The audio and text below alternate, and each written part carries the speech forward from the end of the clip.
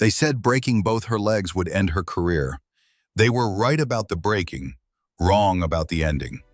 The supply depot at Coronado Naval Base sat in shadow at 2200 hours. Fluorescent lights hummed overhead, casting hard angles across stacked equipment crates and steel shelving units. The air smelled of gun oil and concrete dust. Lieutenant Commander Maya Brennan stood alone near the back wall, clipboard in hand, running final inventory checks on rappelling gear that should have been secured 3 hours ago. She moved methodically, checked the carabiner gates, test the rope tension, marked the sheet. Her boots made soft sounds against the concrete floor, deliberate, unhurried.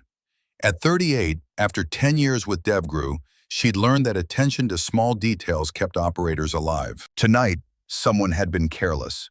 Loose equipment meant dead teammates. Footsteps echoed from the far entrance. Not the cautious steps of night security, heavy, confident, multiple sets. Maya didn't look up. She finished marking the clipboard, set it on the nearest crate, and straightened. Her hand moved to her belt, fingers brushing the worn handle of her Benchmade infidel knife. A gift from her mentor. 6 months in the ground now, but his lessons remained. "Working late, Lieutenant Commander." The voice came from behind the shelving unit. Petty Officer Garrett Voss stepped into the light. 32 years old, blonde hair regulation short, jaw set in that particular expression Maya had seen before. Pride mixed with rage, a dangerous combination. 3 others materialized behind him. Marcus Thorne, Cole Merrick, Travis Strand, all from the same barracks row, all wearing the same look. Maya turned slowly, keeping her spine straight. "Securing what you left unsecured, Petty Officer. Standard procedure." Voss took another step forward. "Funny how you always find things to criticize. Funny how you keep giving me material." The space between the armory wall and the supply racks was a blind spot. No cameras, no witnesses. She'd checked earlier, out of habit. Now that habit felt like prophecy. "You embarrassed us, Lieutenant." Voss's voice dropped lower. "Made us look like amateurs in front of the entire compound. Then stop performing like amateurs." It should have ended there. A warning, an insult. Another line drawn in dirt that grown men knew not to cross. But pride is a weapon in the wrong hands. Voss lunged. Maya pivoted left, muscle memory from 1,000 training sessions firing faster than thought. Her hand caught his forearm, fingers finding the pressure point at his wrist. She used his momentum against him, a basic Krav Maga technique, throwing him sideways into the metal shelving. The impact rang out like a bell. Gear clattered to the floor. It would have ended there too. Except Cole Merrick came next. He was heavier, slower, but he had reach. His arms wrapped around her from behind, pinning her shoulders. Maya drove her head backward, fast and sharp. The reverse headbutt caught him square on the nose. Cartilage crunched. His grip loosened. She spun free, breath controlled, hands up, ready. Travis Strand hit her from the side. A tackle, low and brutal. They went down together, her shoulder slamming against the concrete lip of the equipment rack. Pain flared white-hot down her arm. She twisted, trying to regain position, but Strand's weight pinned her. Then Garrett Voss recovered. He stood over her, breathing hard, a thin line of blood running from where his temple had hit the shelf. His eyes had changed. The rage wasn't cold anymore. It was burning. "Hold her." Hands clamped on her arms, on her shoulders, pulling her flat against the floor. She fought, silent, efficient, every technique she knew. But 3 grown men, all SEAL qualified, all angry, all coordinated. The math didn't work. Voss looked down at her. "You think speed makes you a SEAL?" He raised his boot. "You think breaking records makes you one of us?" The boot came down on her right knee. The sound wasn't loud, a wet crack like green wood snapping, but it echoed in Maya's skull, louder than gunfire. Pain radiated upward, sharp and dizzying, turning her vision white at the edges.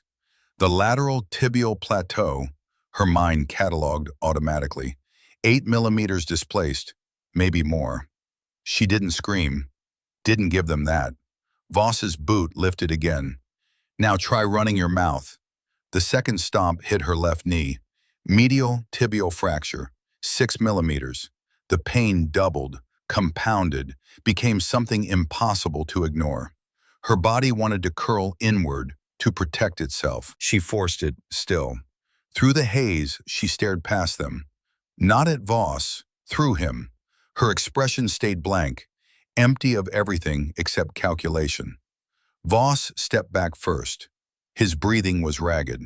No report, no shame. Understood? Maya didn't answer. She just kept staring, memorizing every detail. The way Merrick's hands shook, the way Strand looked away, the way Marcus Thorne stood furthest back, his face pale. I said, understood? Tactical error, petty officer. Her voice came out steady, calm, like she was commenting on a training drill. Voss frowned. What? You made a tactical error. The hell are you talking about? Maya's eyes shifted, just slightly, to her cargo pocket. The faint red glow of her phone's recording light was visible through the fabric. She'd activated it the moment she heard multiple footsteps approaching. Voss followed her gaze. His face went white. He lunged for the phone, ripping it from her pocket. The screen showed 2 minutes, 43 seconds of recording time. 2 minutes, 43 seconds of audio and video evidence. He smashed it against the concrete. Once, twice, 3 times. The screen shattered. The case cracked. The recording light died. Maya watched him destroy it. Then she smiled. Not wide, just a slight curve at the corner of her mouth. That was sinking to cloud for 2 minutes, petty officer. Everything's already uploaded. The words hit Voss like a physical blow. His face went from white to red, rage and fear mixing into something worse. You're bluffing. Am I? For 3 seconds, nobody moved. The 4 men stood frozen, trapped between violence already committed and consequences not yet arrived. Then Voss turned. Move, now. They fled, boots pounding across concrete, the depot door slamming, then silence. Maya lay on the cold floor for 10 seconds, 20, breathing slow and controlled despite the pain screaming through both legs. Her hands were shaking now, adrenaline flooding her system with nowhere to go. She started to crawl. Every inch was agony. The broken bones ground against each other with each movement. Sweat broke across her forehead. Her vision tunneled, but she kept moving, dragging herself forward with her arms, leaving a thin trail of blood behind her. Not from her legs, from her palms, torn open on the rough concrete. The equipment cage was 15 feet away. Might as well have been 15 miles. She reached it after 3 minutes that felt like 3 hours. The cage door required a key code. Her fingers trembled as she punched in the numbers. The lock clicked open. She pulled herself inside, reached up to the 3rd shelf, found the locked drawer that only she had access to. Inside was another phone. She'd placed it there 4 days ago. After finding the loosened bolts on her rappelling harness, after discovering hydraulic fluid drained from training equipment she was scheduled to use, after Marcus Thorne's anonymous note had appeared under her barracks door, they're planning something. Maya had known violence was coming. She just hadn't known when. This phone had been recording audio through a hidden microphone she'd planted near the depot entrance. It had captured everything, every word, every sound, every moment. She pulled up the cloud backup. 2 files. Her pocket phone's video, synced successfully before Voss destroyed it. And this phone's audio recording, crystal clear, time-stamped, irrefutable. Maya stared at the evidence for a long moment. Then she opened her contacts, scrolled to one name, Commander Dalton Westfield. The phone rang 3 times before he answered. His voice was rough with sleep. Brennan? It's 22:30 hours. This better be... Commander, I need 7 days. Silence on the other end. Then, more alert. Maya, what happened? I need 7 days and access to Reflex Bay 3. Off hours, no logs, no questions. Are you injured? Yes. How bad? Bad enough that everyone will think I'm done. Another pause. Longer this time. When Westfield spoke again, his voice had changed. What did they do? Nothing I can't adapt to. Do I have your authorization? She could hear him thinking, weighing, calculating. Commander Dalton Westfield was 55 years old, a veteran of Gulf War operations, a man who'd seen enough combat to know the difference between a broken operator and one who'd simply been broken down to rebuild stronger. You have 7 days, he said finally. But Maya, if this goes sideways, it won't. She ended the call. For another moment, Maya sat in the equipment cage, back against the cold metal, both legs stretched out in front of her. The pain had evolved now, from sharp and immediate to a deep, grinding throb that promised to get worse before it got better. She looked down at her ruined knees, already swelling, already discoloring. Then she smiled again. Not the small smile she'd given Voss, a real one, because they'd made a mistake.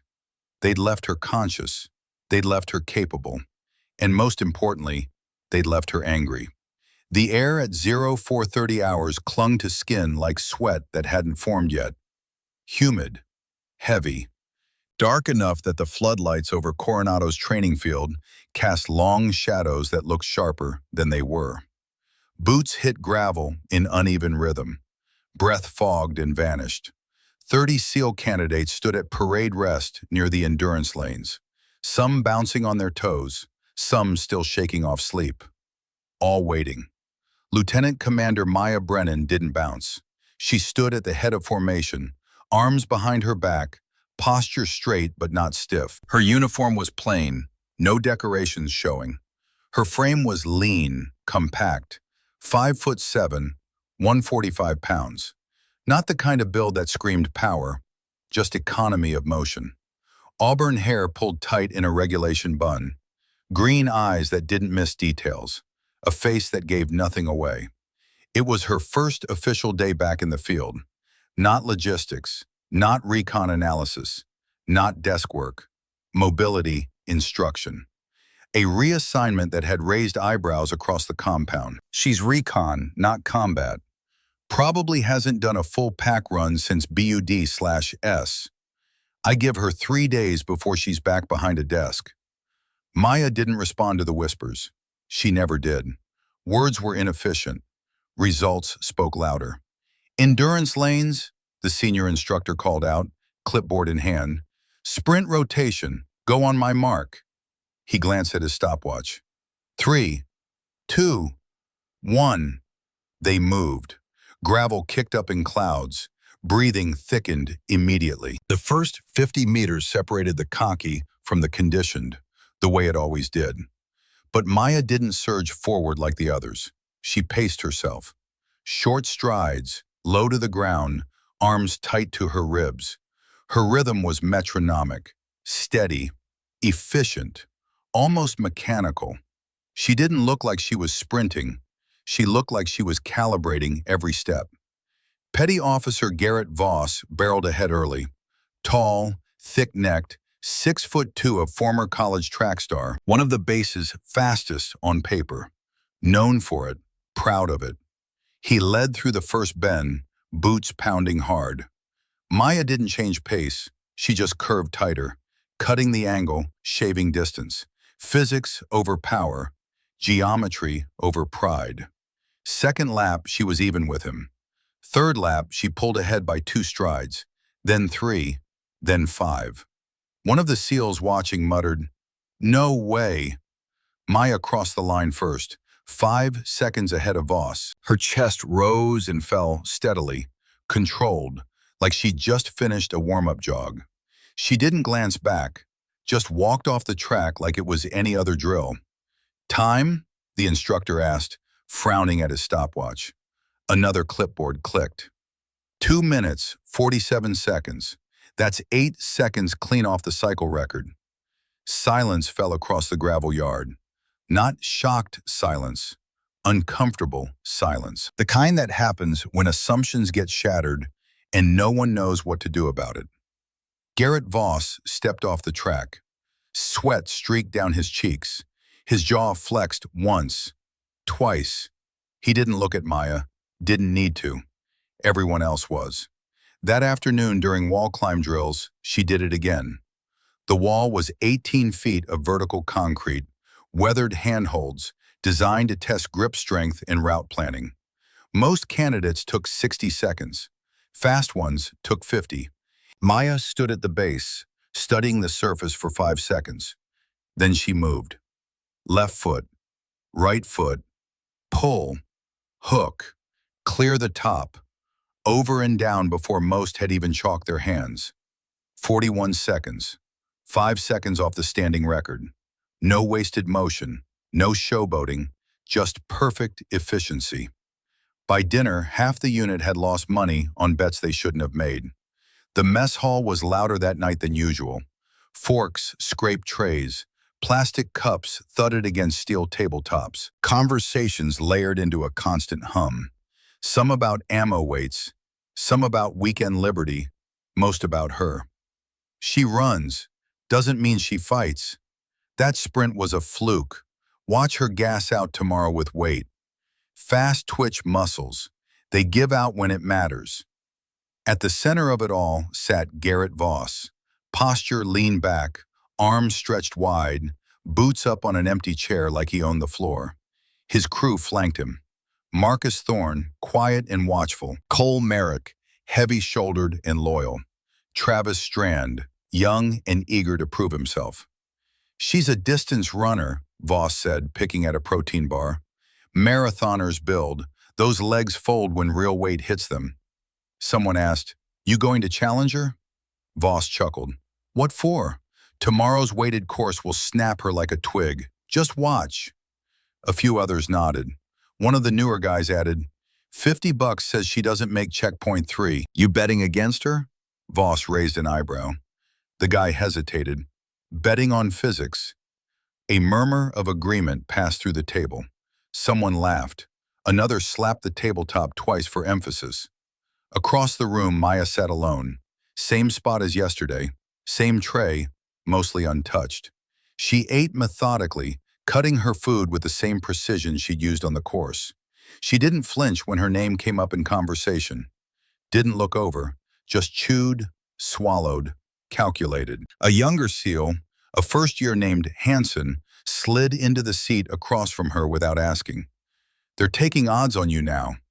Maya took a sip of water. On what? Tomorrow, obstacle course, weighted packs. They think you'll tap out. And you? Hansen shrugged. I think they don't like being beaten by math. The corner of Maya's mouth twitched, almost a smile.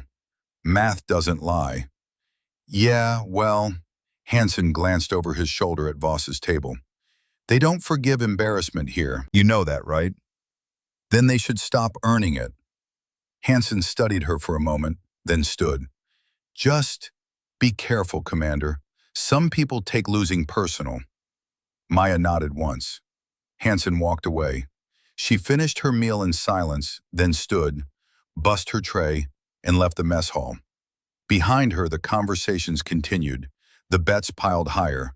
The resentment built. Outside, the base was quiet. Stars visible overhead. The Pacific Ocean whispered against the shore, 200 yards away. Maya walked the perimeter path toward her barracks, hands in her pockets, mind already running through tomorrow's course. Weighted obstacle run. 8 checkpoints, timed and monitored. Built to break rhythm and lungs and pride. She'd run it 100 times in her head already. Knew every rope, every wall, every mud pit. Knew exactly where most candidates failed and why. Physics. Always physics. Force equals mass times acceleration. Momentum equals mass times velocity. Every movement on that course was just applied mathematics. Understand the equations, and the obstacles became puzzles instead of barriers. In her barracks room, Maya pulled out a worn notebook. Inside were hand-drawn diagrams of the course, annotated with angles, distances, grip points. At the top of the page in careful block letters, "Economy of motion over brute force." Her mentor's words. Captain Rick Donovan, 28 years in special operations. Killed 6 months ago in a training accident that shouldn't have happened. An equipment failure, a carabiner gate that didn't lock properly, a 60-foot fall that ended a legend. Maya had been there, had watched him check the gear himself, had seen him clip in, had heard the snap when the gate failed. She'd reached for him, too slow, always too slow. The funeral was closed casket, full honors, 21-gun salute. The flag folded and presented to his daughter, who looked at Maya with eyes that asked why she was alive and her father wasn't. Maya didn't have an answer then, still didn't. But she had his knife, his notebook, his lessons, and she had a promise she'd made standing over his grave. "I'll finish what you started. I'll teach them what we learned."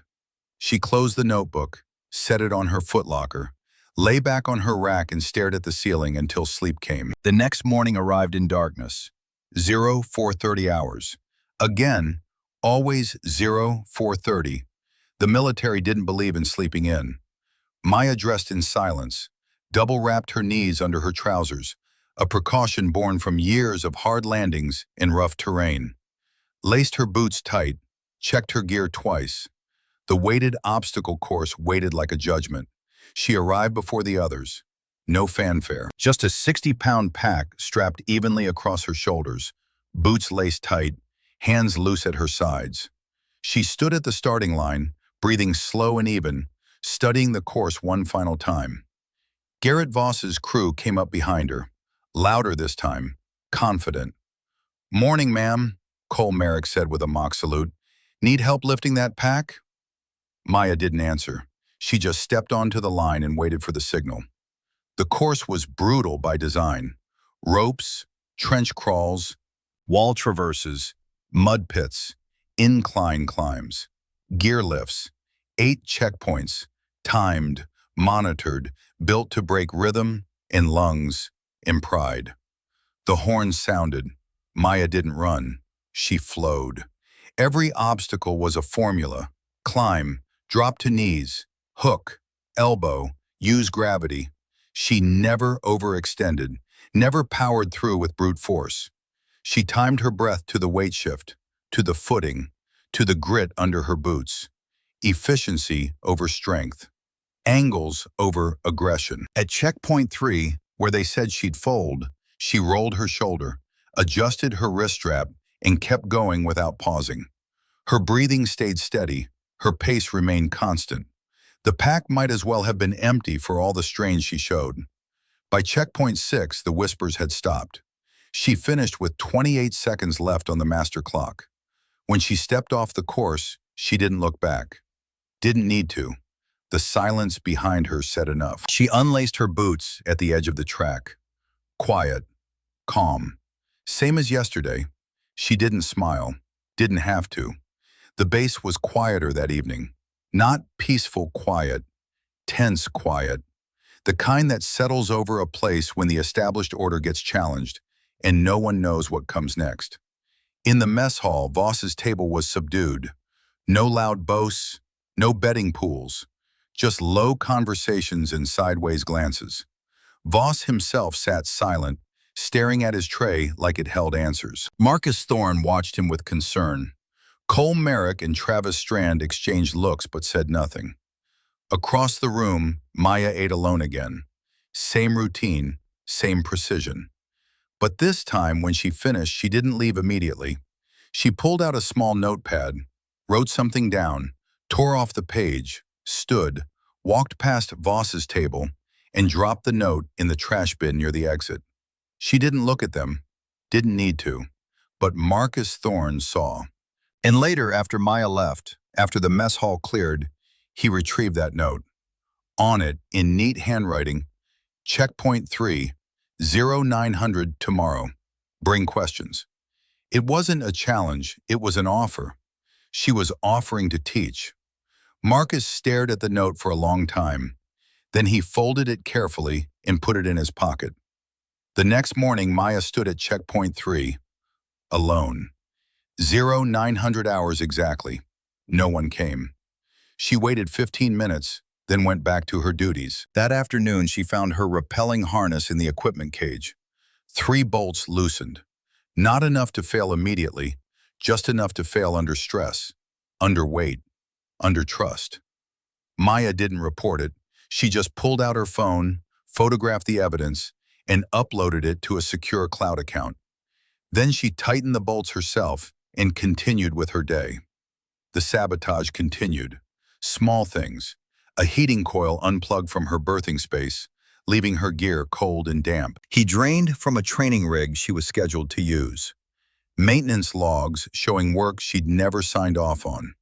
Each time, Maya documented, photographed, uploaded, built her case piece by piece, patient and methodical.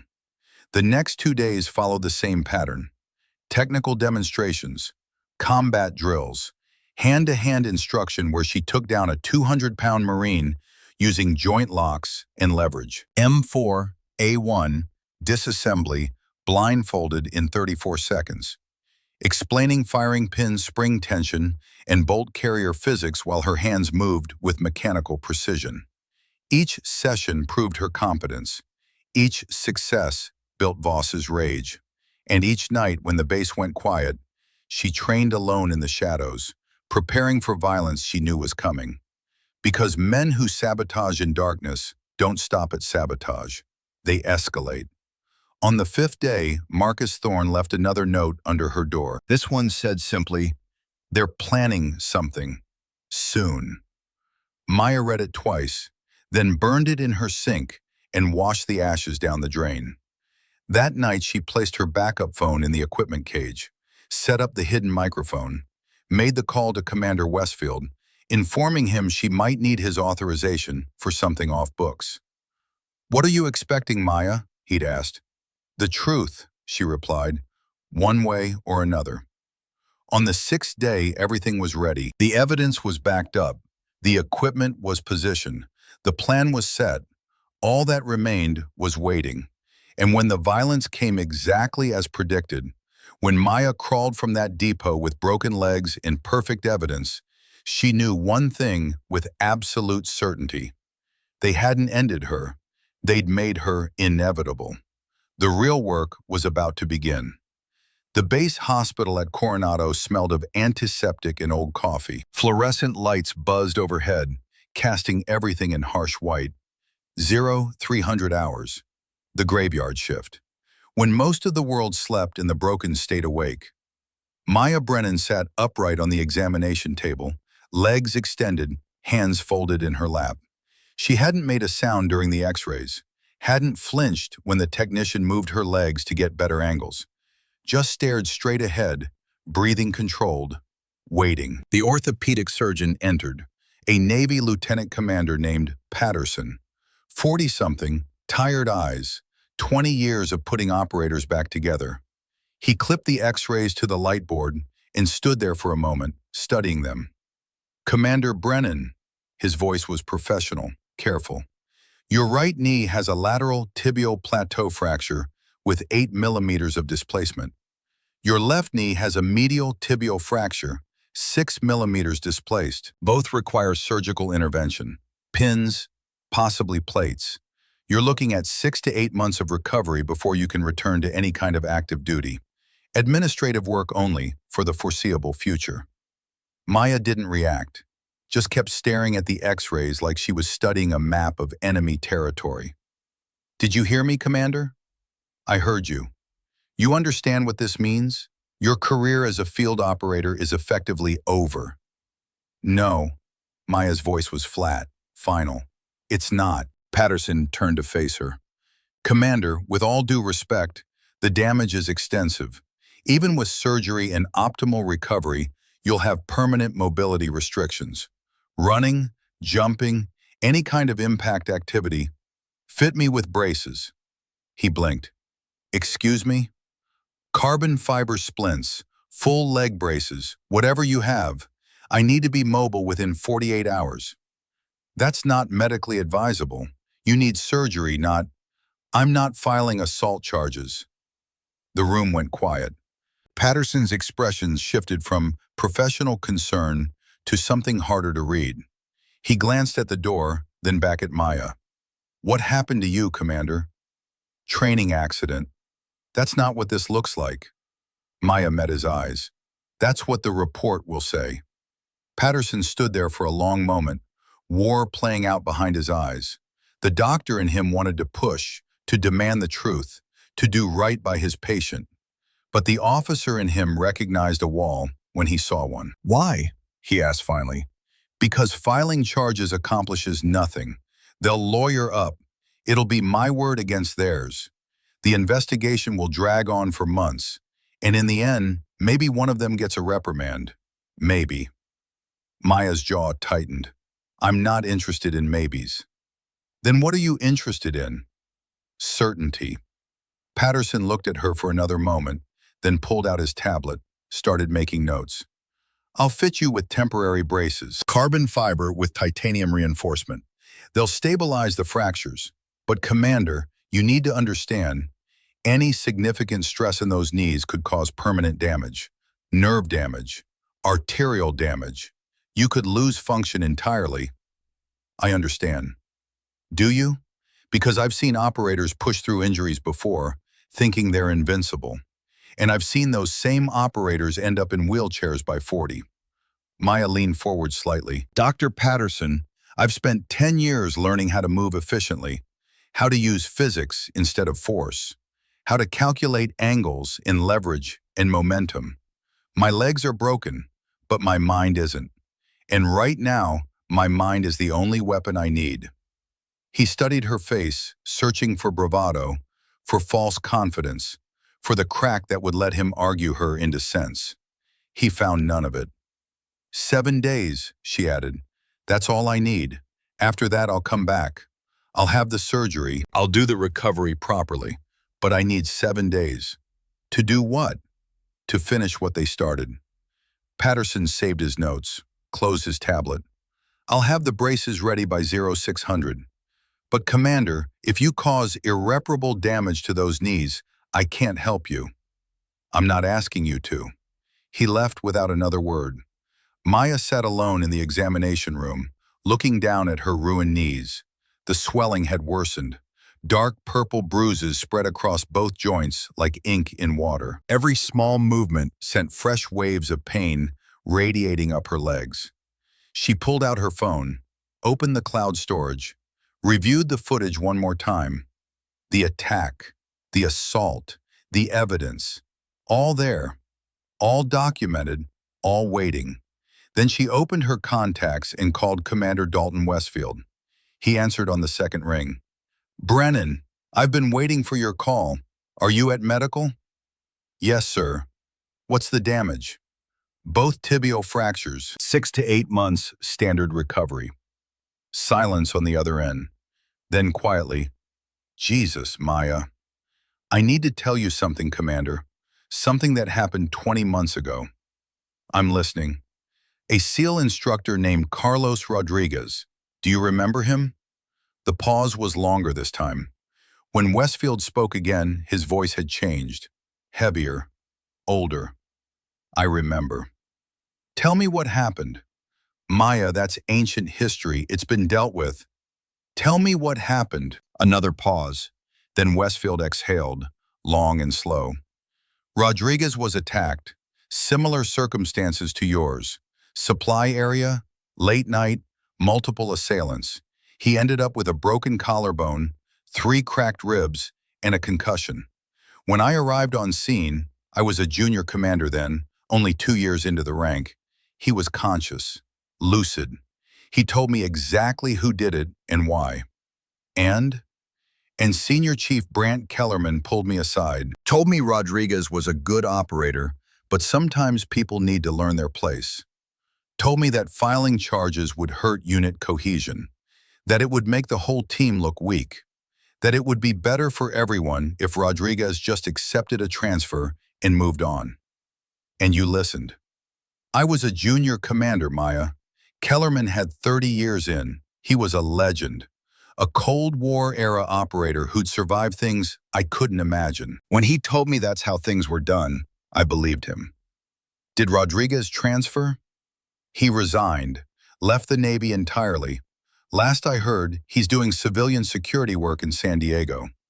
Westfield's voice cracked slightly. It's haunted me ever since, knowing I could have done something, should have done something.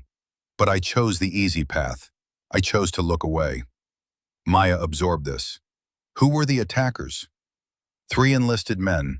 One of them was a young petty officer 3rd class, fresh out of training, Kellerman's protege.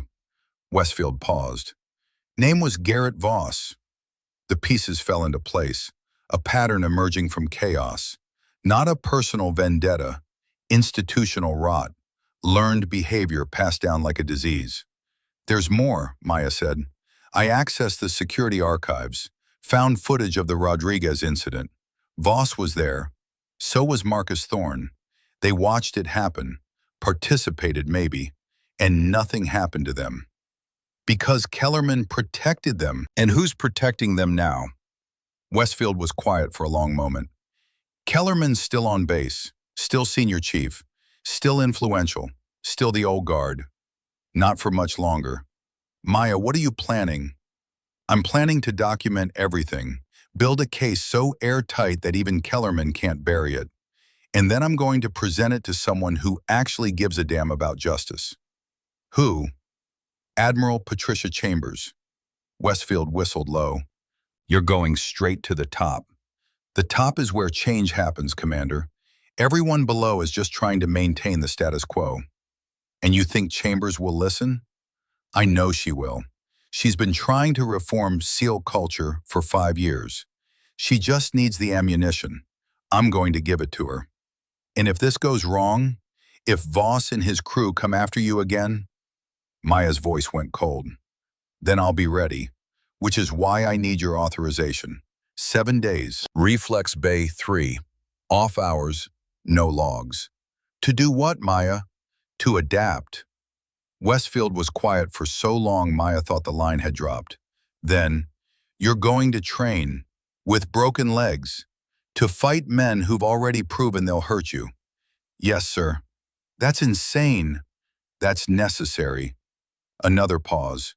Then Westfield spoke, and his voice carried the weight of old guilt finally finding redemption. You have your 7 days, Commander, but I want updates, every 48 hours.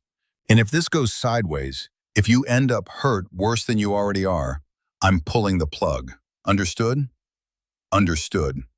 And Maya, when this is over, when you've built your case and presented it to Chambers, I want to testify about Rodriguez, about Kellerman, about my failure.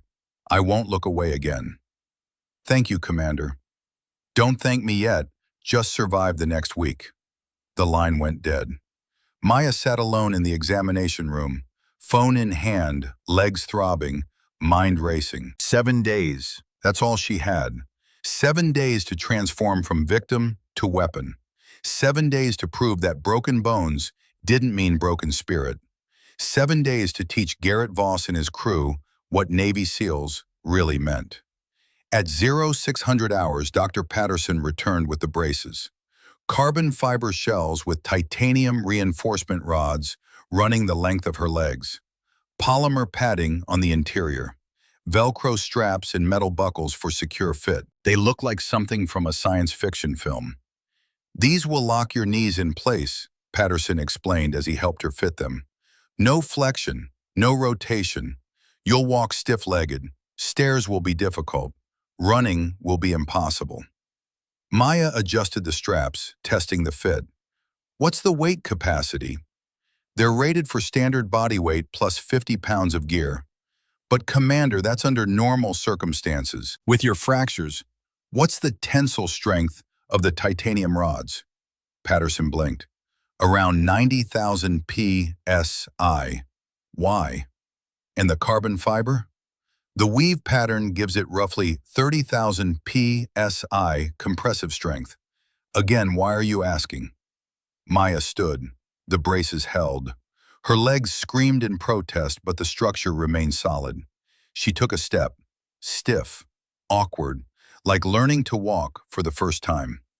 Because I need to know what I'm working with. She took another step. Better.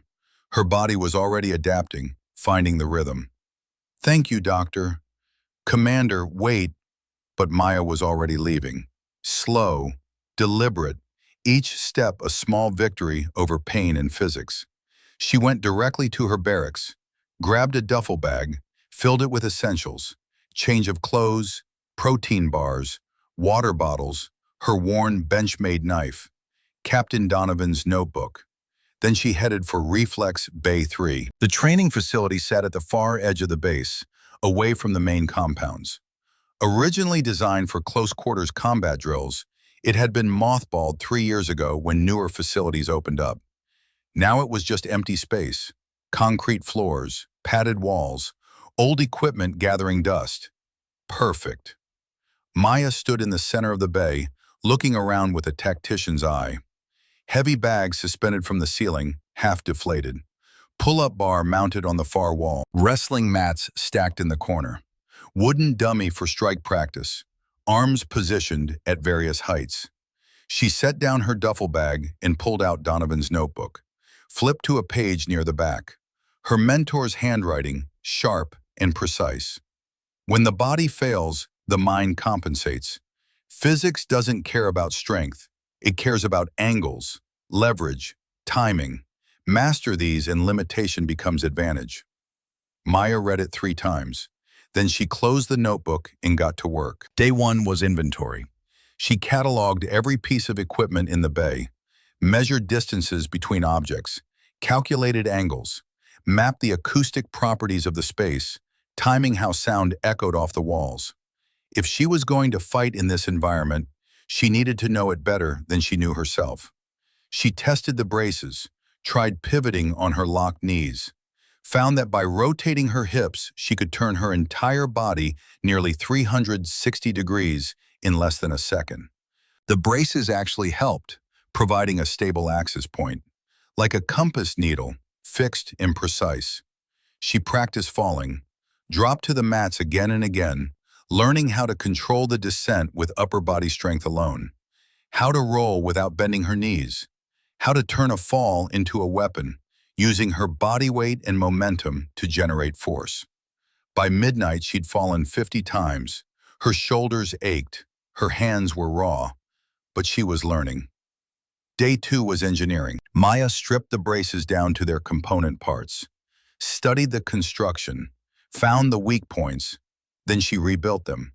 She salvaged titanium rods from an old halo harness in the storage room, reinforced the existing structure, added shock-absorbing polymer plates at the pivot points, borrowed from knee pads used in parachute training, created a counterbalance webbing system using old rigger straps, distributing weight 60% to her hips, 40% to her shoulders. When she was done, the braces looked brutal, industrial, like something a cyborg would wear. She tested them with an 80-pound sandbag, dropped it from shoulder height directly onto her braced knee. The impact rang through the bay. The brace held, not even a crack. She calculated the stress vectors. The titanium could handle her body weight, plus force equivalent to a 200-pound man driving into her at full speed. Enough. It would have to be enough. Day 3 was adaptation. Maya stood before the heavy bag and threw her first strike. It was pathetic, weak, uncoordinated. Without leg drive, without the ability to shift her weight through her lower body, she had no power. She tried again. Same result. Again. Nothing. She stepped back, breathing hard, sweat already forming. This wasn't going to work. She couldn't generate force the traditional way, so she needed a new way. Maya pulled out her phone, searched for fighting systems that didn't rely on leg strength, found Sistema, the Russian martial art, built on principles of relaxation and breathing, using opponents' momentum, minimal muscular tension. She watched videos for an hour, studied the movements, saw how practitioners let attacks come to them, then redirected force rather than blocking it, how they collapsed their own structure to create angles, how they breathed through everything, staying loose, staying fluid. Then she stood up and tried again. This time she didn't try to hit hard. She tried to move efficiently, rotated her hips, let her torso generate the force, kept her core tight and her shoulders loose. Used the bag's return swing to time her strikes, intercepting momentum rather than creating it. Better, not good, but better. She trained for 6 hours straight, 200 strikes, 300, lost count after 400. Her technique refined with each repetition. She learned to pivot on her braced legs, using hip rotation to generate torque. Discovered that by dropping her weight suddenly, she could add gravitational force to her strikes. Found that by staying relaxed until the moment of impact, she could let the target's own resistance amplify her power. By the end of day 3, she was hitting the bag with 340 pounds per square inch of force. Not as hard as a full-powered strike from a standing position, but enough. Enough to break ribs, crack jaws, shut down nervous systems. Day 4 was timing. Maya set up a training scenario, used the wooden dummy, positioning its arms at different heights and angles. Then she blindfolded herself. In the darkness behind the cloth, she listened. The bay had its own rhythm, the hum of ventilation, the creak of the suspended bag swaying slightly, the echo of her own breathing off the padded walls. She reached out, moving slowly, mapping the space through sound and memory, found the dummy, traced its arms with her hands, memorized the positions. Then she stepped back, counted to 3, moved. Her hand found the dummy's left arm, shoulder height. She swept it aside with a wrist redirect, pivoted on her locked knee, found the right arm, lower, knee height if she'd been able to bend. She dropped her weight, caught it with both hands, used the dummy's rigid structure as leverage to swing her body in an arc. She did this for hours, attack patterns emerging from repetition, her body learning to navigate space without sight, relying on sound, on touch, on instinct honed through 10 years of combat operations. By the end of day 4, she could move through the bay blindfolded and hit any target within 10 feet in under 2 seconds. Day 5 was weapons adaptation. Maya studied the modified forearm crutch she'd been using for mobility. Standard aluminum, lightweight, designed to take pressure off injured legs. Inadequate. She disassembled it, replaced the aluminum shaft with a steel rod from the equipment room, added rubber grip tape, reinforced the armrest with polymer padding. When she was done, it weighed 4 pounds and could be used as a striking weapon, a lever, or a hook. She practiced with it for hours, using it to extend her reach, to redirect incoming attacks, to create angles that wouldn't exist without it. The crutch became an extension of her arm, moving with the same fluidity as her strikes. She also worked without it, because in a real fight, weapons get dropped, get taken away. She needed to be just as dangerous with nothing in her hands. She practiced falling again, but this time she practiced falling into attacks, dropping her weight suddenly while throwing strikes, using gravity as force multiplier, turning defensive maneuvers into offensive weapons. By the end of day 5, she developed a complete fighting system, built on physics and timing, on angles and leverage, on using her opponent's expectations against them. They'd expect her to be weak, immobile, defensive. She'd be none of those things. Day 6 was evidence review. Maya sat in the center of the bay, laptop open, going through everything she'd collected. The footage of her attack, the audio recordings, the photographs of sabotaged equipment, the security archives showing the Rodriguez incident. But she needed more. She needed proof that this was systemic, that it went beyond Voss and his crew, that Senior Chief Kellerman was protecting them. She made a phone call to a number she'd found in Westfield's contact list. Hello? Carlos Rodriguez? Who's asking? Lieutenant Commander Maya Brennan, Navy SEALs. Commander Westfield gave me your number. Silence on the other end, then cautious. What do you want? I want to know what happened to you 20 months ago. That's ancient history. It's current events. The same men who attacked you just attacked me. Same location, same tactics, same senior chief covering for them. More silence. Then, they broke your legs, didn't they? Yes. And you're calling me instead of filing charges. Because charges accomplish nothing. I need testimony, evidence, a pattern that proves this isn't isolated. Rodriguez exhaled. You know what you're asking? If I testify, I have to relive the worst night of my career. I have to admit I was beaten and did nothing about it. That I ran. You didn't run. You were pushed out by a system designed to protect the guilty. Maya's voice softened. But that system is about to change. Admiral Patricia Chambers is looking for a reason to reform SEAL culture. We can give her that reason, but I need your help. What do you need? Everything, your statement, medical records, anything you kept from that night. And I need to know, are there others?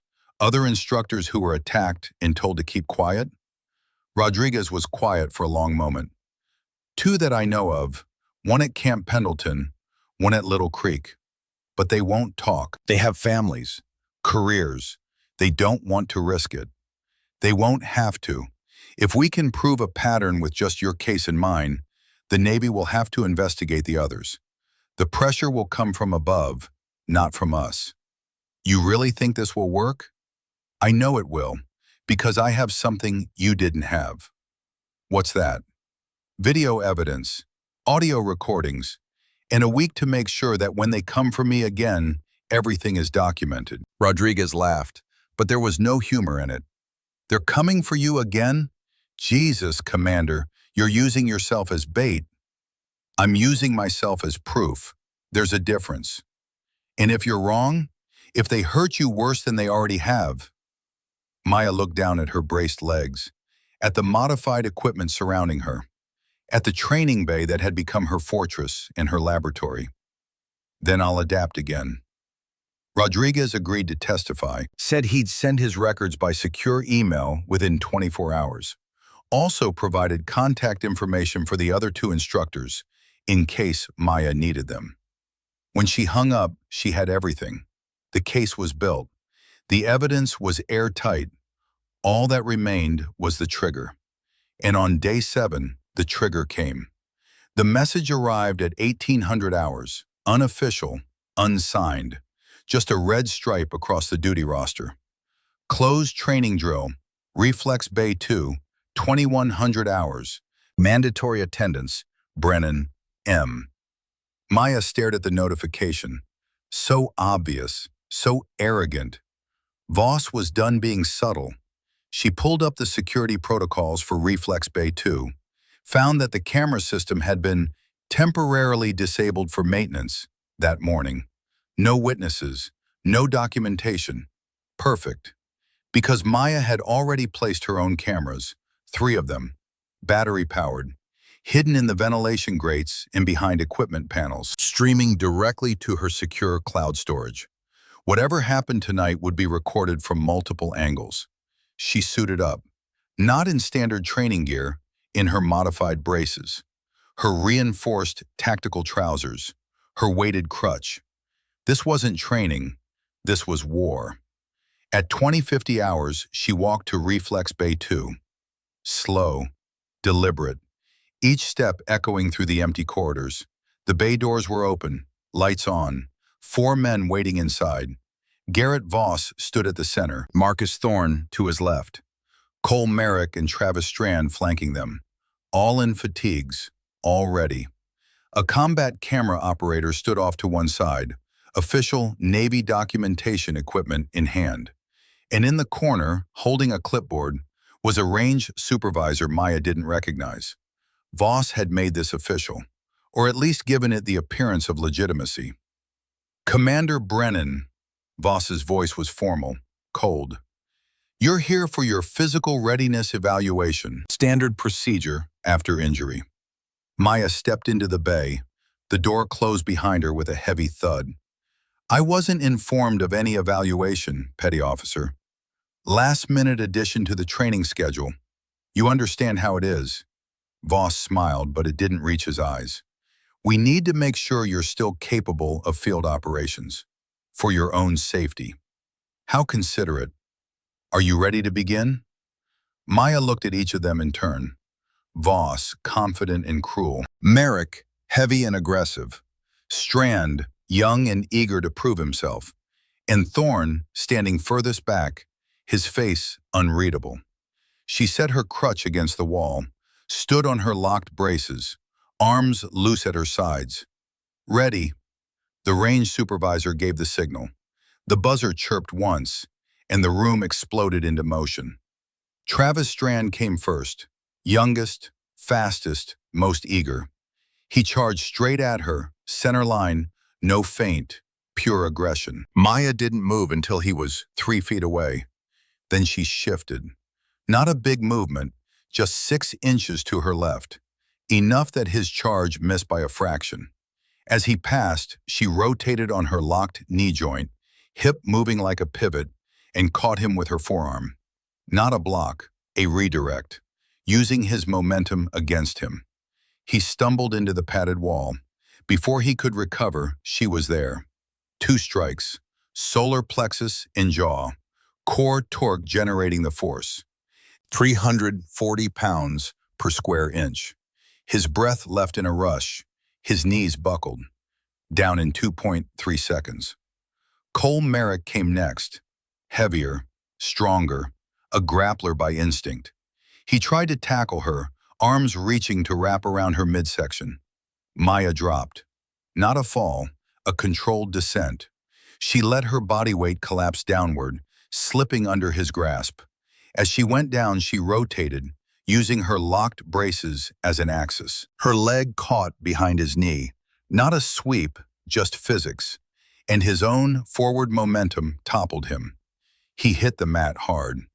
Before he could process what happened, Maya had rotated again, catching his extended arm in a joint lock. Not muscle against muscle, just angles, leverage. She applied pressure to his elbow joint. Not enough to break, just enough to immobilize. Down in 3.1 seconds. Garrett Voss and Marcus Thorne came together, split her focus, one in front, one behind. The classic pincer, the move they'd used successfully before. But Maya had trained for this, had practiced it hundreds of times in Reflex Bay 3. She waited until they were within striking distance. Then she did something unexpected. She dropped her defensive posture entirely, turned her back on Thorne, focused completely on Voss. He saw the opening, took it, threw a straight punch aimed at her face. Commitment, full power, everything behind it. Maya caught his fist. Not a grab, a trap. Using both hands, she rotated his wrist using an Aikido technique, turning his forward momentum into a spiral. His body followed his hand, twisting. His balance broke. And that's when she felt Thorne grab her from behind. She'd known he would, counted on it. His arms wrapped around her shoulders, pinning her. Perfect. Maya collapsed her weight backward, letting Thorne take all of it. He stumbled, and in that moment of imbalance, she rotated. Hip twist, core torque. Using his own grip as leverage, Thorne fell. Voss, still trapped in the wrist lock, fell with him. Both men collided, tangled. Maya swept her braced leg across the ground. The steel edge of her brace caught Voss's ankle. Not hard, just precisely placed. His Achilles tendon took the impact. He gasped, rolled away, clutching his leg. Thorne tried to stand. Maya was already moving. One strike, base of his neck, not full power, just enough to stun. He dropped. Silence filled Reflex Bay 2. 4 men on the ground, all of them moaning, none of them standing. Maya rose slowly, her braced legs locked, her breathing steady. She wasn't even winded. The combat camera operator's jaw had dropped. His equipment was still recording. The range supervisor was frozen, clipboard in hand, eyes wide. And from the observation room's one-way glass, a door opened. Admiral Patricia Chambers stepped out, 62 years old, gray hair pulled back, eyes sharp as razors. She'd been watching the whole time. Behind her came Commander Dalton Westfield. "Commander Brennan." Chambers's voice carried authority that made generals nervous. "Interesting demonstration." Maya stood at attention as best she could with locked knees. "Ma'am." "Petty Officer Voss." Chambers turned her gaze to the man still clutching his ankle. "You're confined to barracks pending investigation. The rest of you, medical check, then report to your COs." Voss tried to speak. "Admiral, this was just a mistake." Chambers cut him off. "The biggest one of your career.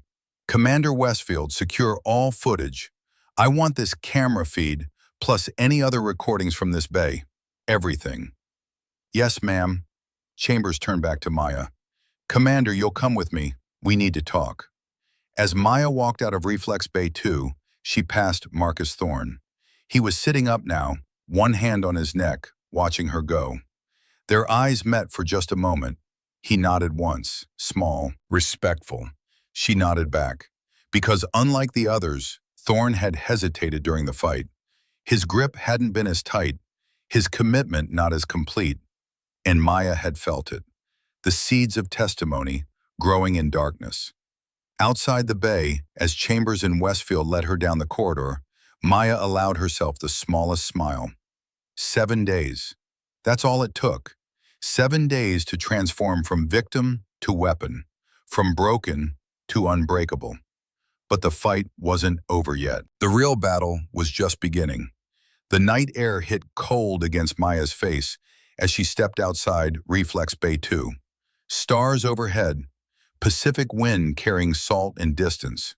Behind her, medical personnel rushed past to attend to 4 men who'd learned that broken didn't mean beaten.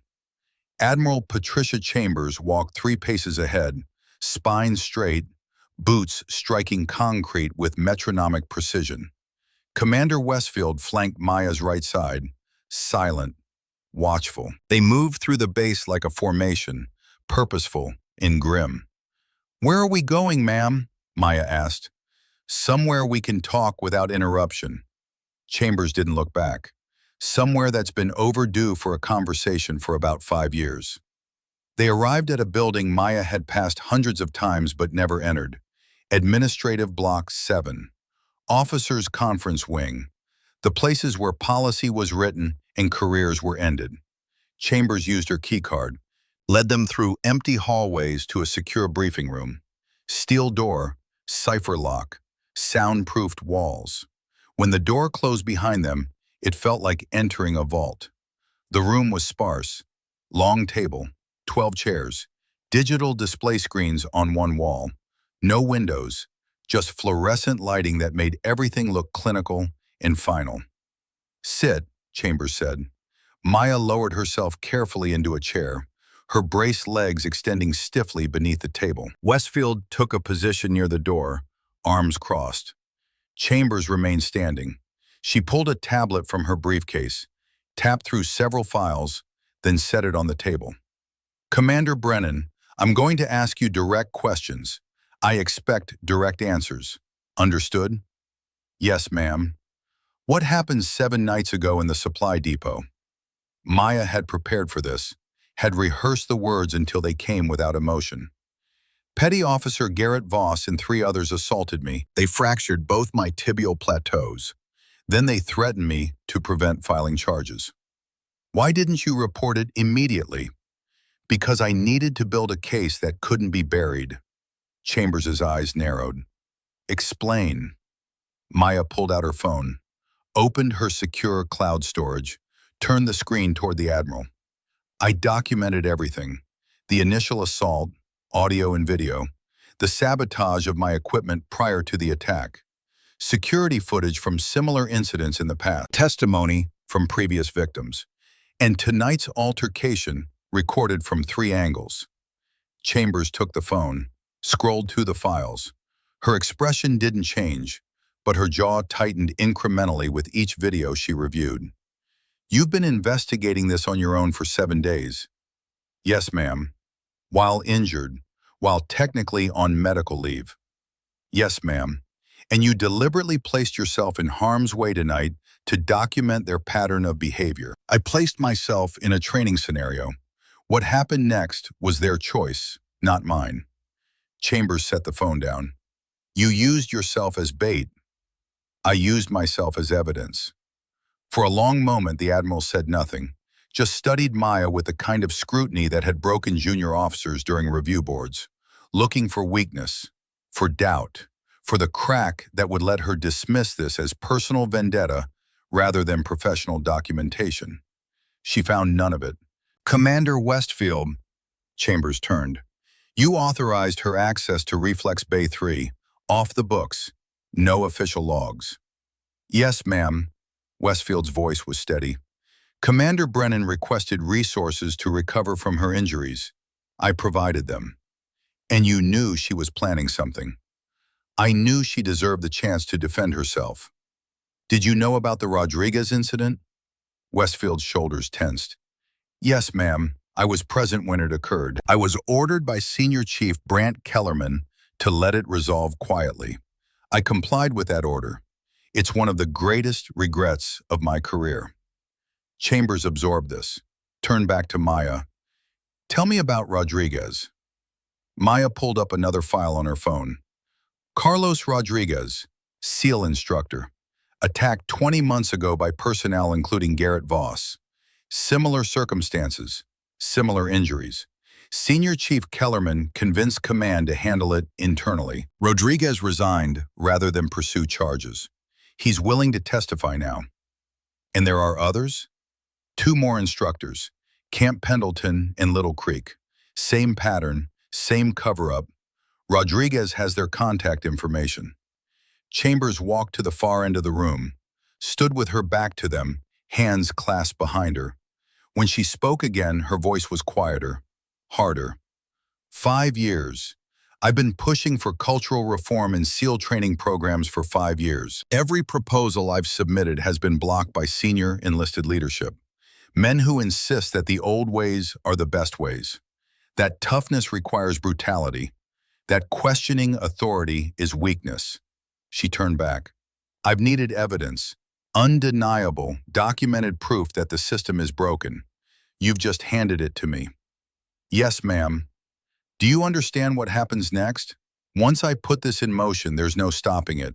Investigations, board reviews, court-martials. The media will get involved.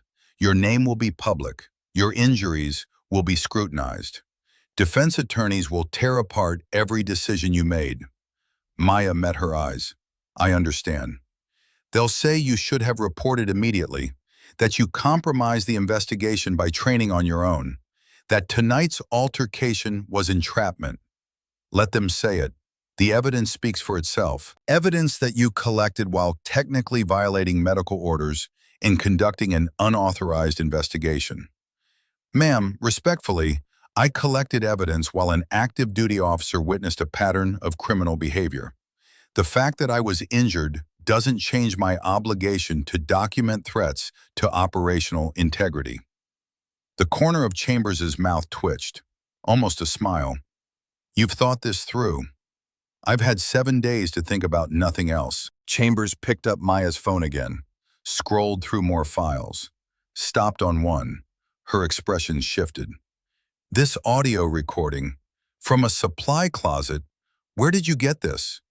I placed a monitoring device after discovering my equipment had been sabotaged. It captured a conversation between members of Voss's crew. Chambers played the audio. A voice, young and uncertain. You really think this is a good idea? She hasn't done anything except be better than us. Another voice, harder. That's the point. She makes us look weak. My old man already thinks I'm nothing. Then she shows up, and proves him right. A third voice. Don't worry, she won't fight back. She can't. The recording ended. Chambers set the phone down. That's Voss, Merrick, and Strand. Clear premeditation, clear intent. She looked at Maya. This changes everything. Yes, ma'am. I'm convening a full board review. 48 hours. You'll present your evidence. Westfield will testify about Rodriguez. We'll subpoena Kellerman's communications and decision logs. Chambers pulled her own tablet out, started making notes. I'll need Rodriguez's testimony via secure video link. And those other two instructors, even if they don't testify, we need their incident reports pulled. Rodriguez is standing by. He'll send everything tonight. Good, Chambers continued typing. The board will include representatives from JAG, Naval Criminal Investigative Service, and Senior SEAL Command. I'll chair it personally. This isn't going through normal channels. This is going straight to the top. Maya felt something loosen in her chest. Not relief, not yet, but the beginning of it. Thank you, ma'am. Don't thank me yet, Commander. This is going to get ugly. Kellerman has allies. Voss will have a defense attorney. There will be pushback from people who think this is a witch hunt or political correctness run amok. Chambers locked eyes with Maya. Can you handle that? Ma'am, they broke both my legs, and I spent the next week turning myself into a weapon they couldn't stop. I can handle some uncomfortable questions. This time Chambers did smile, grim and fierce. I believe you can. She turned to Westfield. Commander, I want Voss and his crew confined to barracks. No communications, no visitors, post guards if necessary, and get me Kellerman's location. He's in his quarters. Wake him up. Tell him to report to my office at 0600. We're having a conversation he's been avoiding for 20 years. Yes, ma'am. Chambers gathered her tablet. Commander Brennan, you're off active duty pending the board review. Medical orders. Stay in your quarters. Rest those legs. Let Dr. Patterson monitor your recovery. Understood? Yes, ma'am. And Commander, Chambers paused at the door. What you did this week, training on broken legs, building an investigation while injured, taking on 4 men in combat, that was either incredibly brave or incredibly stupid. I haven't decided which yet. Permission to speak freely, ma'am? Granted. It was both, but it was also necessary. Chambers held her gaze for another moment, then nodded. 48 hours. Get some rest. You're going to need it. She left. Westfield lingered. Maya. His voice was softer now. Are you all right? She looked down at her braced legs, at the phone full of evidence, at the room where policy was about to shift. I'm exactly where I need to be, Commander. That's not what I asked. Maya was quiet for a moment, then, they broke my legs. They thought that would end me. And for about 30 seconds, I believed them. She looked up. But then I remembered something Captain Donovan told me. He said the body breaks, but the mind adapts. That's the real training, not the muscles, the mindset. He was a good man. He was the best. And he died because someone didn't check equipment properly. Because shortcuts got taken. Because culture prioritized speed over safety. Maya's voice hardened. That same culture told Rodriguez to stay quiet, told you to look away, told Voss he could hurt people without consequences. I'm not ending that culture for me, Commander. I'm ending it for the next operator who comes through here, so they don't have to choose between their career and their safety. Westfield nodded slowly. Rodriguez will be proud. When he testifies, when he sees what you built, he'll know his silence wasn't wasted. It was never wasted. It was just waiting for the right moment. Maya stood carefully. Now, if you'll excuse me, I need to sleep. Tomorrow's going to be a long day. But sleep didn't come easily. Maya lay in her barracks rack, staring at the ceiling, legs elevated on pillows to reduce swelling. Pain throbbed through both knees despite the medication. Every position was uncomfortable. Every movement sent fresh signals to her brain that damage had been done. She pulled out her phone, opened her photos, scrolled back 6 months to a picture she'd taken at Captain Donovan's funeral. The flag-draped coffin, the honor guard, his daughter's face, pale and hollow, standing beside an empty grave. Maya had stood at the back of the crowd that day, hadn't approached the family, hadn't offered condolences. Because what could she say? I'm sorry I delegated the equipment check. I'm sorry I trusted someone else to do my job. Donovan had taught her that responsibility couldn't be delegated, that every operator had to verify their own gear. That trust was earned through consistent attention to detail, not assumed through rank or reputation. And she'd forgotten that lesson. For one day, one critical day. The equipment failure that killed him had been traced to a carabiner with a faulty gate mechanism. An issue that would have been caught during a proper inspection. An issue that Maya should have caught, would have caught, if she hadn't been buried in paperwork and training schedules and administrative duties. She'd been too busy being an officer to be an operator, and Donovan paid for it with his life. That guilt had driven her to request field instruction duty, to get back to basics, to teach the fundamentals that kept people alive. No more desk work, no more delegation, just hands-on training, verifying every detail herself, ensuring no other mentor died because someone cut corners. But Garrett Voss had seen her return as something else, as proof that women were taking positions they didn't deserve, that standards were lowering, that the old guard was being pushed out by political correctness. He'd seen her competence as an insult to his pride, and pride, unchecked, became violence. Maya closed the photo, opened a new message to Carlos Rodriguez. The board review is in 48 hours. Admiral Chambers is chairing it personally. Your testimony will be remote, but on record. Are you ready? The response came 3 minutes later. Been ready for 20 months. Just needed someone brave enough to light the fuse. Thank you, Commander. Maya typed back. Thank you for keeping records, for not destroying the evidence, for believing this day would come. Honestly, I didn't believe it, but I'm glad I was wrong. Get some rest. Tomorrow changes everything. She set the phone down, closed her eyes, and finally, mercifully, sleep came. The next 36 hours passed in a blur of preparation. Dr. Patterson examined her legs, took new x-rays, documented the additional stress she'd placed on the fractures during the reflex Btch encounter. He didn't lecture her, just shook his head and made detailed notes for the medical board. You've done permanent damage, Commander. The fractures have displaced further. You'll need surgery sooner rather than later, and your recovery time just doubled. After the board review, Maya, you're risking. After the board review. He knew better than to argue, just scheduled her for surgery 3 days out and sent her back to her quarters with strict orders to stay off her feet. She ignored the orders, spent the time reviewing her evidence, organizing the files chronologically, creating a presentation that would walk the board through every detail, every decision, every moment of premeditation and violence. Commander Westfield visited twice, once to inform her that Voss and his crew were confined, once to tell her that Senior Chief Kellerman had been placed on administrative leave pending investigation. He's not happy, Westfield said. Claims this is a witch hunt, that you're fabricating evidence, that I'm helping you because of some personal agenda. What did Admiral Chambers say? She told him to shut up and lawyer up. Then she pulled 20 years of his personnel files and started cross-referencing them with incident reports. Westfield smiled grimly. Turns out there's a pattern. Every time Kellerman was assigned to a training unit, assault reports went up, and resolution rates went down. He's been covering for bad actors his entire career. How many?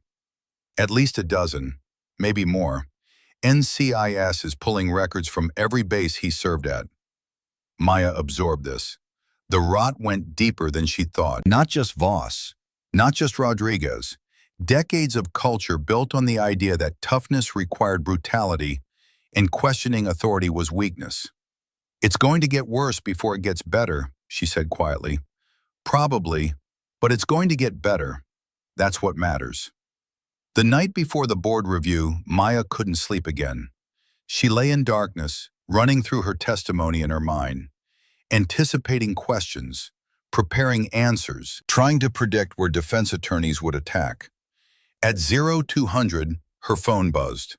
Text from Marcus Thorne. Commander, I need to talk to you. Before the board. Maya stared at the message. Thorne had been part of both attacks, part of Rodriguez's assault, part of hers. He'd stood by and watched violence happen, twice, but he'd also hesitated. And in Reflex Bay 2, his grip had been loose, his commitment incomplete. She typed back, "I'm listening." 3 minutes later, her phone rang. "Commander Brennan." Thorne's voice was quiet, strained. "I want to testify. Against Voss, against Kellerman, against all of it." Maya sat up carefully. "Why?" "Because I have a younger sister, Emily. She's in the Army, infantry officer. And yesterday she called me, excited, because she's being considered for Ranger School." His voice cracked slightly. "And all I could think was, what if she gets assigned to a unit like this? What if there's a Voss there? What if there's a Kellerman telling people to look away? What if she ends up like me?" Maya finished. "Yeah, and I realized I can't live with that. Can't look her in the eye knowing I was part of the problem." He paused. "I was there when they attacked Rodriguez. I didn't hit him, but I held the door, made sure no one interrupted.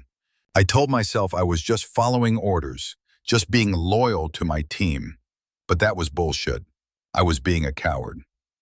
Coming forward now takes courage. It's 20 months too late. Better late than never." Thorne exhaled. "I have records, communications between Kellerman and Voss, instructions on how to handle problem instructors, evidence of other incidents that got buried. I copied everything before Kellerman started deleting files." "When did he start deleting?" "Yesterday, as soon as Admiral Chambers put him on administrative leave. But I grabbed the backups first." Maya felt her pulse quicken. "Can you get those files to me?" "Already sent them to your secure email. Everything, unedited, with my statement attached." She grabbed her laptop, opened her email, found the files. 23 documents, communication logs, personnel records, incident reports marked classified. A pattern of systematic cover-up spanning 15 years. "Marcus, this is everything. It's what I should have given Rodriguez 20 months ago." His voice was heavy with regret. "I can't undo what happened, but maybe I can make sure it doesn't happen again. You're going to take heat for this. From Voss, from the old guard. They'll call you a traitor. Let them. My sister's worth more than their approval." Maya was quiet for a moment. "The board convenes at 900 tomorrow. You'll be called to testify. Be ready. I've been ready since I watched you stand up in that bay with broken legs and take on 4 of us like it was nothing. You showed me what courage actually looks like, Commander. Time I found some of my own." The call ended. Maya sat in darkness, laptop glowing, files open before her. Everything she needed, everything Chambers needed, the systematic evidence of institutional rot that had poisoned SEAL training for more than a decade. Tomorrow, it all came out. Tomorrow, everything changed. The Joint Evaluation Chamber was built for judgment. Steel and glass walls. Long table at the front for the review board. Witness stand to the side. Gallery seating for observers. Recording equipment capturing every word, every expression, every moment for the permanent record. Maya arrived at 0845, 15 minutes early. She wore her service dress blues, decorations earned over 10 years displayed on her chest. Her braced legs were visible beneath the uniform trousers. She didn't hide them. We'd hide them. The chamber filled slowly. Board members took their positions. 7 officers, including Admiral Chambers at the center, representatives from JAG, NCIS, and Senior SEAL Command, legal advisors on both sides, a court reporter. At 0850, Garrett Voss entered with his attorney. He looked smaller somehow, less confident. His eyes flicked to Maya once, then away. Cole Merrick and Travis Strand entered separately, both with legal counsel, both avoiding eye contact. At 0855, Marcus Thorne entered. No attorney, just a folder of documents and an expression that said he'd already made peace with whatever came next. At 900 exactly, Admiral Chambers called the review to order. This board convenes to investigate allegations of assault, systematic cover-up, and abuse of authority within naval special warfare training programs. The primary incident under review occurred 7 nights ago at Naval Amphibious Base Coronado. Additional incidents dating 20 months will also be examined. She looked directly at Maya. Commander Brennan, you'll present your evidence first. Maya stood, walked to the front of the chamber, her braced legs clicking softly with each step, set her laptop on the display table, connected it to the main screens. Ma'am, members of the board, what I'm about to present is a documented pattern of violence, intimidation, and institutional cover-up that has compromised operational integrity and endangered personnel. She pulled up the first file. It begins with an assault on SEAL instructor Carlos Rodriguez 20 months ago. For the next 40 minutes, Maya walked the board through everything. The Rodriguez incident, the cover-up, the security footage showing Voss and Thorne present, Kellerman's orders to handle it quietly, Rodriguez's forced resignation, then her own experience, the sabotaged equipment, the notes from Marcus Thorne, the attack in the supply depot, audio and video evidence, medical records showing the extent of her injuries, the unauthorized training in Reflex Bay 3, the modifications to her braces, the development of an adapted fighting system, and finally, the setup in Reflex Bay 2, the confrontation. The combat footage from 3 angles showing 4 men attempting to assault an injured operator and being systematically neutralized. When she finished, the chamber was silent. Admiral Chambers spoke first. Commander, you conducted this investigation while injured, without official authorization, using yourself as bait for potential assault. Why? Because reporting through official channels would have resulted in the same outcome as Rodriguez, ma'am. It would have been buried, dismissed as personal conflict. The pattern would have continued. You don't have faith in the system. I have faith in evidence, ma'am. And I knew that if I documented everything, built an airtight case, the system would have to respond. One of the SEAL Command representatives spoke up. Commander, you deliberately antagonized Petty Officer Voss and his crew. You broke their training records. You outperformed them repeatedly. Isn't it possible they responded to legitimate professional criticism poorly, rather than systematic targeting? Maya turned to face him. Sir, breaking training records is the job of an instructor. Setting new standards is how we push candidates to excel. If Petty Officer Voss interpreted professional excellence as personal attack, that speaks to his unsuitability for service, not to any fault of mine. But you could have been more diplomatic. Diplomacy is important, but competence isn't negotiable, and neither is safety. Chambers intervened. Let's hear from the other witnesses.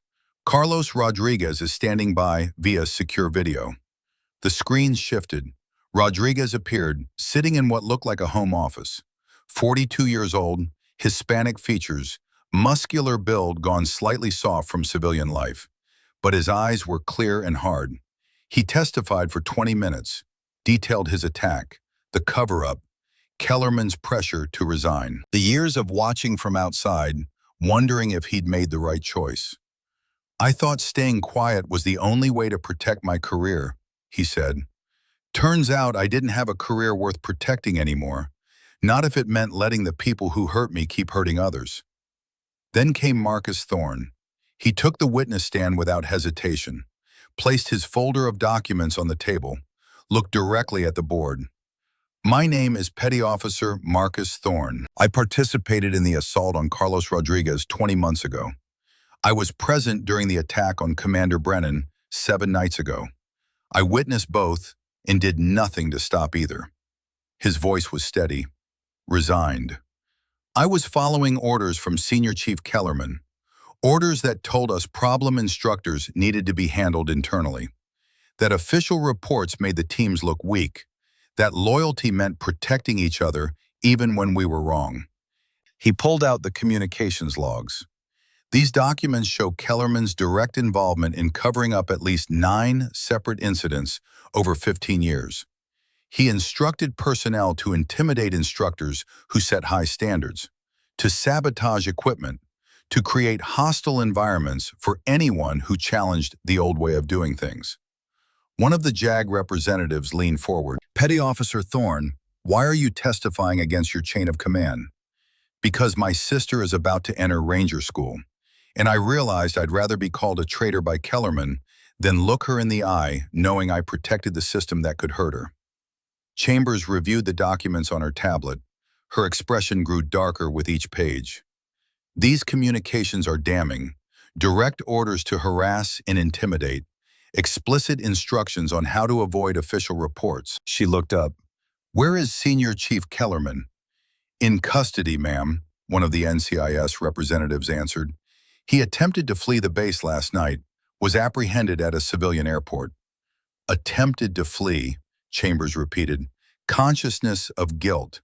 Add obstruction and flight risk to the charges." The review continued for another 3 hours. Medical testimony from Dr. Patterson. Security footage analysis. Expert testimony on the modified braces and combat system Maya had developed. Defense attorneys tried to poke holes. Suggested Maya had fabricated evidence.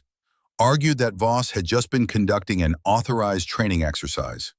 Claimed Rodriguez was disgruntled and unreliable. But the evidence was overwhelming. Audio, video, medical records, communication logs, testimony from multiple sources.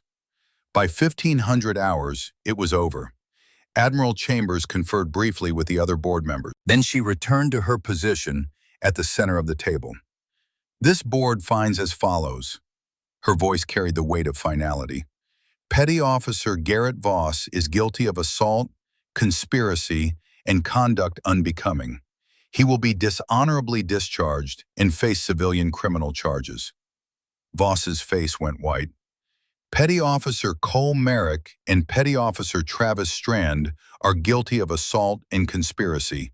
Dishonorable discharge." Chambers continued. "Senior Chief Brant Kellerman is guilty of systematic abuse of authority, conspiracy, obstruction of justice, and attempted flight. He will face court-martial and forfeiture of all retirement benefits." She looked at Marcus Thorne. "Petty Officer Thorne, your testimony and cooperation are noted. However, your participation in multiple assaults cannot be overlooked. You will be transferred to a different unit with a formal reprimand. Your cooperation today prevents discharge, but your record is permanently marked." Thorne nodded, accepted it. "Understood, ma'am." Finally, Chambers turned to Maya. "Commander Brennan, your investigation was unauthorized. Your methods were unorthodox. Your decision to use yourself as bait was dangerous and against medical orders." She paused. "It was also necessary. Without your documentation, this pattern would have continued. Without your courage, other operators would have been hurt." Chambers stood. The room stood with her. "You are hereby commended for exceptional conduct under adverse circumstances. Furthermore, I'm recommending you for a new position, Director of Operator Safety and Cultural Reform. You'll report directly to me. Your job will be to implement the Brennan Protocol across all SEAL training programs." Maya felt the words land. "Ma'am, I'm a field operator, not an administrator. You're an operator who understands that the most important battles aren't always fought on deployment. They're fought in training halls, in equipment depots, and chain of command decisions. We need someone who understands both sides." Chambers' expression softened slightly. "This is how you honor Captain Donovan, by making sure no one else dies because we prioritize culture over safety." Maya was quiet for a long moment. Then she straightened. "I accept the position, ma'am, on one condition, which is, I maintain field qualification. I still teach. I don't become just a policymaker. I stay in the training halls." Chambers smiled. "Agreed. Now go get those knees fixed. That's an order." The surgery took 6 hours. Pins in both knees, plates to stabilize the fractures. Dr. Patterson worked with orthopedic specialists from Naval Medical Center, San Diego. They rebuilt what Voss had broken, stronger than before. Recovery was 8 months. Physical therapy 5 days a week. Relearning to walk without braces. Rebuilding strength and flexibility. It was harder than any training Maya had ever endured, but she endured. 6 months after the board review, the Brennan Protocol was implemented across all Naval Special Warfare Training Commands. Mandatory independent investigation of all operator injuries. Anonymous reporting system with civilian oversight. Quarterly culture assessments. Zero tolerance for retaliation. 3 instructors from other bases came forward with their own stories. NCIS opened investigations at Camp Pendleton and Little Creek. 2 more senior enlisted personnel were court-martialed. Carlos Rodriguez was offered reinstatement. He declined but accepted a position as a civilian consultant on operator safety programs. Marcus Thorne served his time in his new unit with distinction. His sister completed Ranger School and was assigned to a unit with no history of hostile culture. She sent Maya a letter thanking her for making that possible. And at 600 on a Tuesday morning in early fall, Maya Brennan returned to the training fields at Coronado. No braces, no crutches, just boots on gravel and legs that had healed stronger than before. A new class of candidates stood at attention. 32 total, 4 women among them. They watched as Maya walked to the front of formation, posture straight, every step proof that broken didn't mean beaten. "Good morning," she said. "I'm Commander Brennan. I'm here to teach you mobility tactics, not how to run fast, how to move smart, how to use physics instead of force, how to survive when your body fails and your mind has to compensate." She gestured to her legs, scars visible below the hem of her shorts. 8 months ago, someone tried to end my career by breaking these. They thought destruction meant defeat. They were wrong.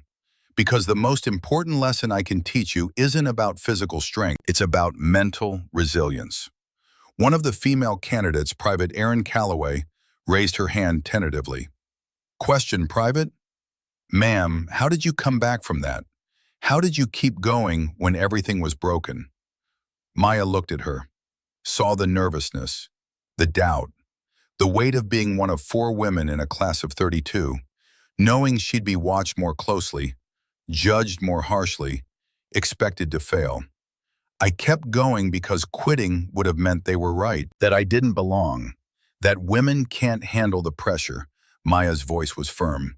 "But more than that, I kept going because there were people coming after me, people like you, and you deserve to know that the system would protect you, not punish you for being excellent." Another candidate, a male private named Morrison, spoke up. "Commander, is it true you fought 4 men with broken legs?"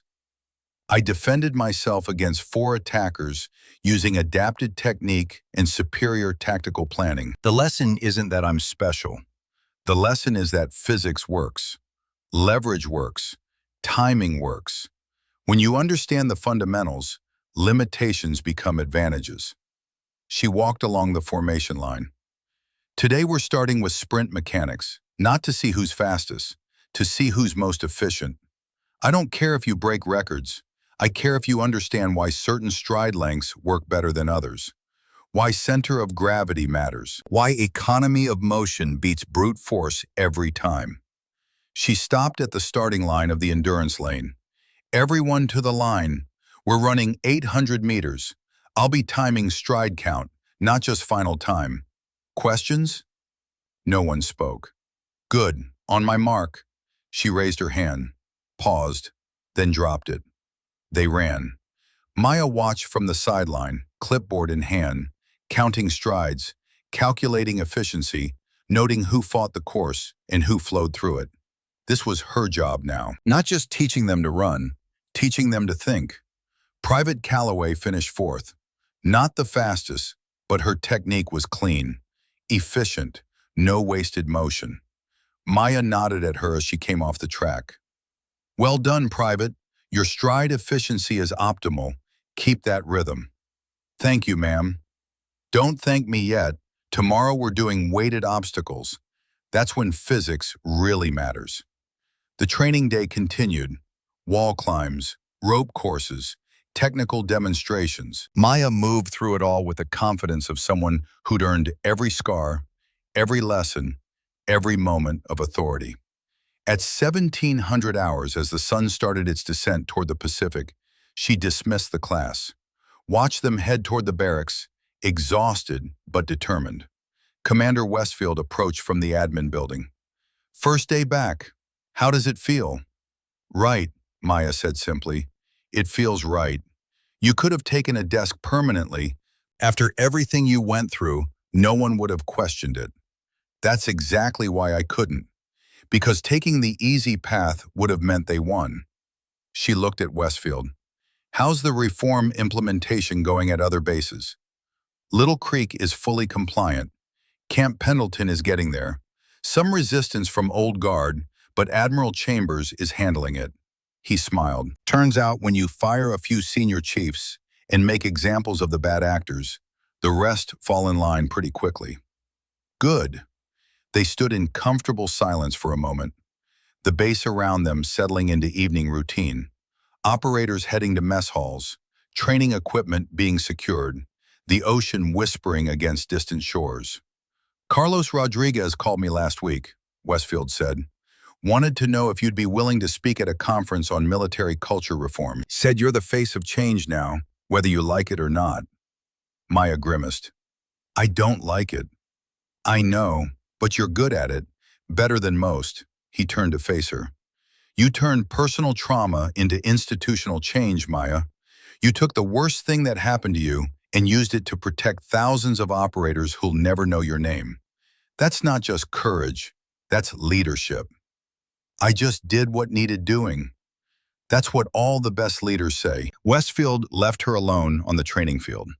Maya stood there as the sun dropped lower, painting the sky in shades of orange and purple. She pulled out her phone, opened her photos, found the picture of Captain Donovan's funeral. "I finished what you started," she said quietly. "Taught them what we learned. Made sure no one else dies because we cut corners or stayed silent." She paused. "I hope you'd be proud." The photo didn't answer. But in the silence, in the peace of a base finally beginning to heal, Maya felt something she hadn't felt in 8 months. Not closure. Closure was for things that ended. This was continuation. Legacy. The knowledge that Donovan's lessons lived on through every operator she trained, every policy she'd implemented, every moment she chose to stand instead of fall. She pocketed her phone, turned toward the barracks, walked across the gravel with steady steps, each one a promise that she'd keep teaching, keep fighting, keep pushing for the system that protected operators instead of punishing them. Behind her, the training field lay empty and quiet.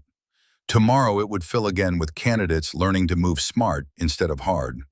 Learning that strength came from technique, not force. Learning that limitations could become advantages if you understood the physics. And at the front of that formation would stand Commander Maya Brennan. No longer broken, never beaten, just stronger for the breaking. Because Navy SEALs don't run from fights. They adapt, they endure, they overcome. And sometimes the most important fight isn't against an enemy across an ocean. It's against a culture that needs changing, a system that needs fixing, a tradition that needs ending. Maya had fought that fight, had bled for it, had broken for it, and she'd won. Not just for herself, for Rodriguez, for Thorne's sister, for Private Calloway and every operator who'd come after. The sun set completely, stars emerged overhead, the base settled into night watch, and Maya Brennan walked toward tomorrow, knowing that her legs had healed, but the work was never finished. Because culture didn't change overnight, it changed one operator at a time, one policy at a time, one moment of courage at a time, and she had plenty of moments left.